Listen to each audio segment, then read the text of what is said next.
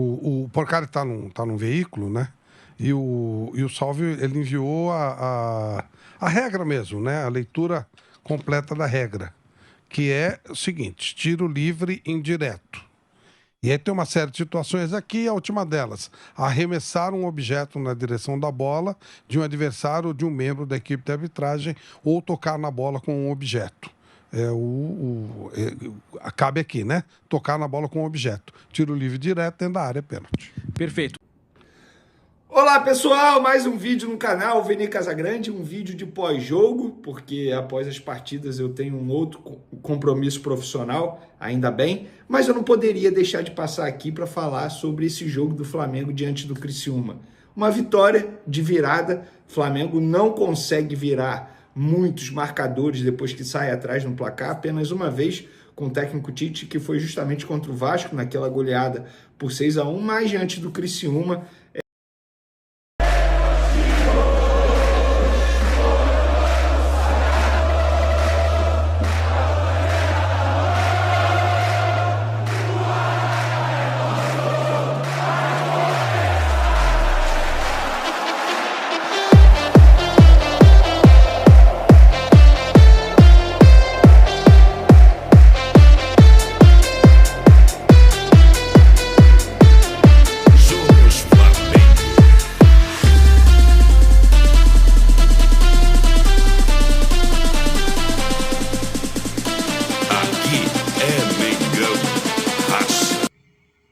Alô galera rubro-negra, canal Flamengo Minha Paixão. Não se esqueçam de compartilhar, de se inscrever, de comentar e dê aquele like maroto. Juntos seremos mais fortes. O Flamengo conseguiu a virada no marcador, teve pênalti perdido, teve lance polêmico em um pênalti que o Gabigol acabou marcando. Foi um lance extremamente polêmico, ninguém conhecia basicamente a regra, muito menos o jogador do Criciúma que cometeu a penalidade máxima. A gente vai falar sobre muita coisa que aconteceu nesse jogo entre Flamengo e Criciúma lá no estádio Mané Garrincha, e tem também novo auxiliar chegando ao Flamengo para fazer parte da comissão técnica do Tite. É isso mesmo. Isso tudo e muito mais no vídeo de agora, mas antes, gostaria de pedir para você se inscrever no canal, dar o like no vídeo, ativar a notificação e também compartilhar o vídeo com os amigos, com as amigas e ajudar o canal Vini Casagrande a crescer cada vez mais. Conto com a sua colaboração. Qualquer ajuda será super bem-vinda. Galera, vamos começar falando desse novo auxiliar chegando ao Flamengo. Matéria do GE, Flamengo acerta com Vinícius Bergantin para ser auxiliar de Tite. Vinícius Bergantin acertou com o Flamengo para ser auxiliar na comissão técnica do Tite. O treinador está na Ferroviária e fará o último jogo dele pelo clube de Araraquara na tarde desse sábado, contra o São Bernardo pela Série C. O time é o único invicto da terceira divisão nacional e tem a melhor defesa da competição, com 5 gols sofridos em 13 jogos. Foram 8 partidas em sequência sem ser vazado. No ano, a Ferroviária de Bergantin sofreu apenas uma derrota, ainda na primeira fase da Série A2 do Campeonato Paulista. A consistência defensiva foi o que agradou a Tite e as negociações foram abertas há cerca de 10 dias, quando o Flamengo começou a procurar um profissional que cuidasse dos treinos defensivos do elenco.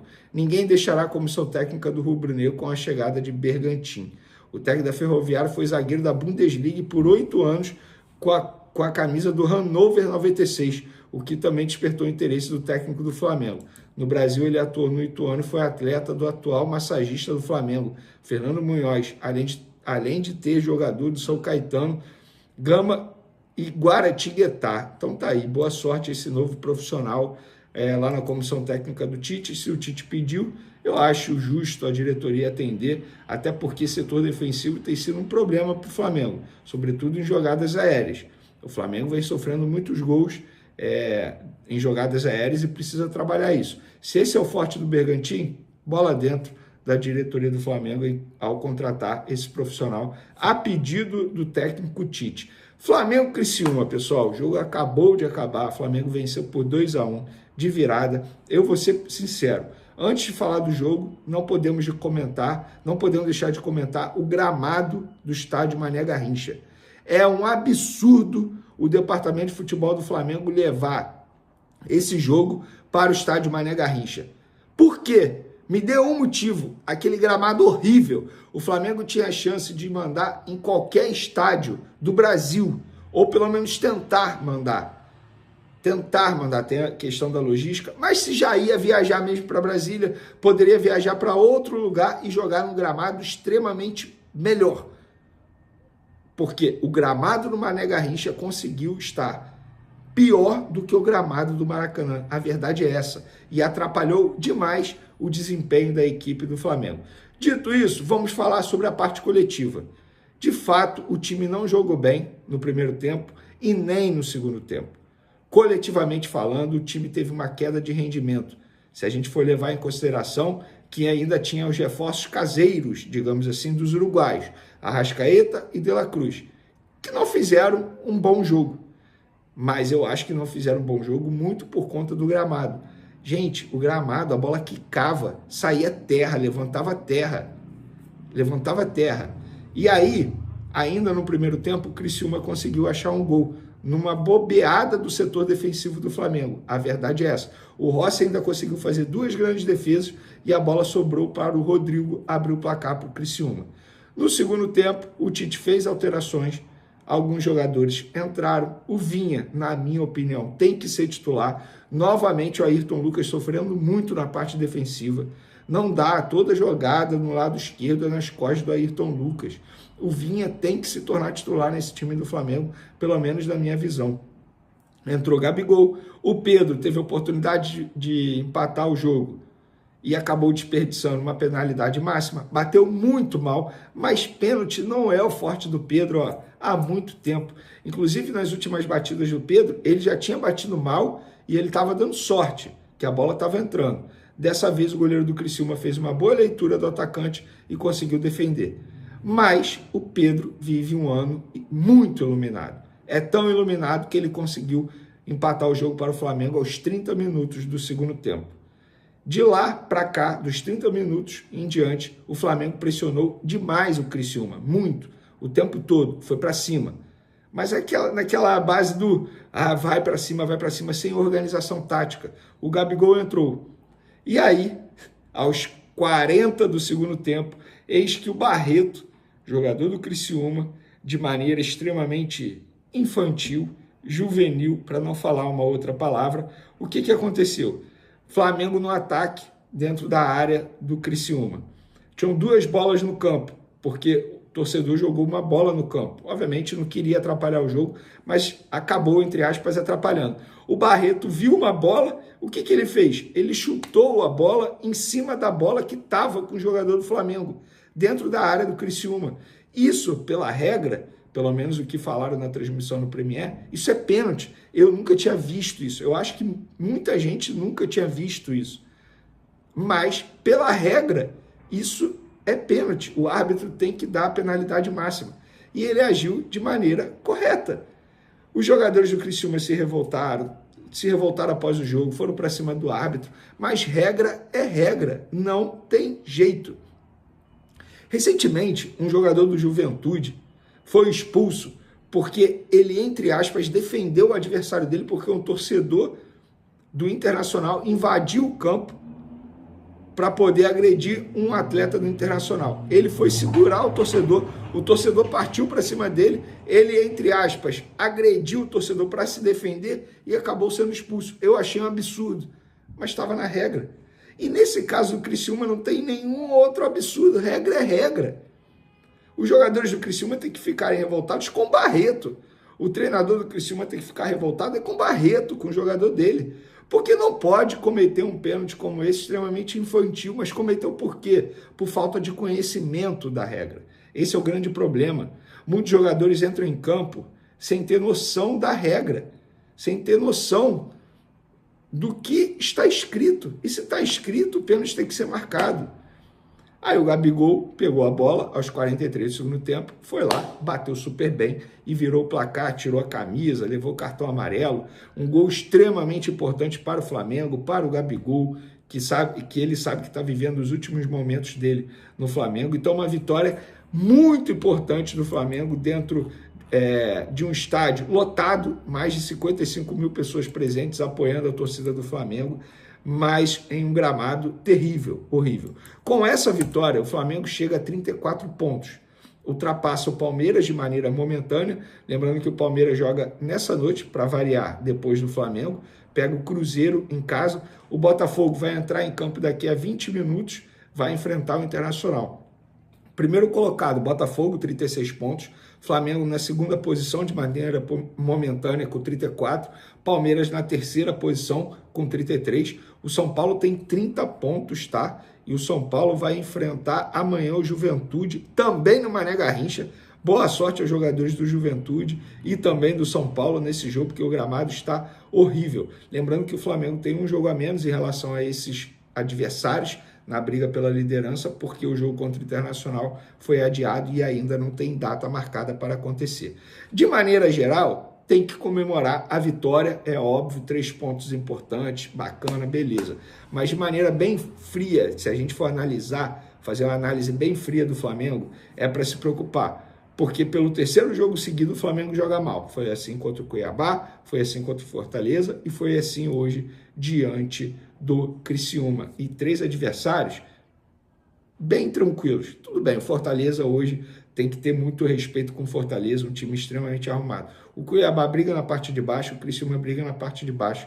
E o próximo jogo do Flamengo vai ser contra o Vitória, lá no Barradão, quarta-feira, jogo difícil também, tá? Vitória brigando na parte de baixo e depois o Flamengo pega o Atlético Goianiense. Eu vejo aí com boas possibilidades, lembrando que o jogo contra o Atlético Goianiense é no Maracanã. Então, 2 jogos seguidos aí com boas possibilidades do Flamengo somar 6 pontos. Tá bom, galera? Espero que vocês tenham gostado do pós-jogo. Tamo junto. Um beijo pra vocês, forte abraço. Fui! Eu tenho uma observação que muita gente aqui do chat tá levantando, que é a seguinte: com 2 bolas em campo, o jogo não teria que ser parado ou não? Não mais. Então não é mais, isso. não mais. Só se tiver interferindo no jogo. Exatamente. E essa não interferia no jogo? Eu acho que não. Nesse caso específico, não, né? O jogador do Flamengo estava aberto, né? A bola foi jogada. O Filipão fazia muito isso, né? Que na época do palestra do Parque Antártico, ele jogava a bola e tal. Nesse caso, ele simplesmente, a bola foi arremessada, acho que por equívoco de algum gandula, ou estava lá na arquibancada e alguém jogou, mas ela cai dentro da área, mas não numa interferência direta no lance. E o jogador do Criciúma, ele quis ser espertinho mesmo. Ele chuta a bola claramente na direção da bola que o jogador do Flamengo ia chutar, sei lá, se faria o gol ou não. Mas ele chuta claramente com a intenção de levar vantagem. Até porque ele não faria sentido, agora eu vi o lance aqui, melhor, né? Não faria sentido ele jogar contra a própria defesa, né? Tem isso também, então... ele quis dar uma despertinho. Exato. E não conhecia a regra e também... Né, o jogador realmente não conhece na verdade, regra. ele imaginou assim, eu vou chutar aqui, vai parar... Vai parar o jogo. Eu também confesso que esse lance nunca tinha visto, até falei no ar na transmissão, mas aí ele quis tirar vantagem e acabou prejudicando o time. Alguém do Flamengo não jogaria porque ia prejudicar o ataque dele. Tipo assim, uma segunda bola no gramado, para. O Flamengo tá atacando, né? Tá prestes a fazer a finalização, possivelmente, e talvez fazer o gol, né? O Cebolinha tava de frente, né? O que acontece ali é que o Barreto quis ser malandro, sei lá, ele achou que o Cebolinha ia fazer o gol e falou, deixa eu tocar essa bola, vou impedir o chute dele. Vou parar o jogo. Parar o jogo. Aquela coisa que o jogador faz, que ele cai, né? Ele faz de conta que tá machucado e tal, faz a mesma coisa. Ele usou um expediente diferente. Foi engraçado, né? O torcedor do Criciúma não tá achando a menor graça, mas a verdade é essa, né? Ele achou que ia fazer uma coisa diferente para parar o jogo e acabou se dando mal.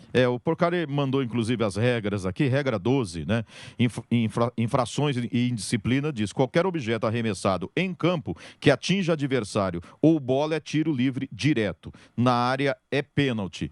Ele manda aqui da regra mesmo. Arremessar um objeto na direção da bola de um adversário ou de um membro da equipe de arbitragem ou tocar na bola com o objeto. Tiro livre direto dentro da área, no caso, pênalti. Aí comentário dele, uma segunda bola é um objeto estranho e foi chutada por um defensor contra a bola dominada por um atacante. Pênalti indiscutível, de acordo com a regra.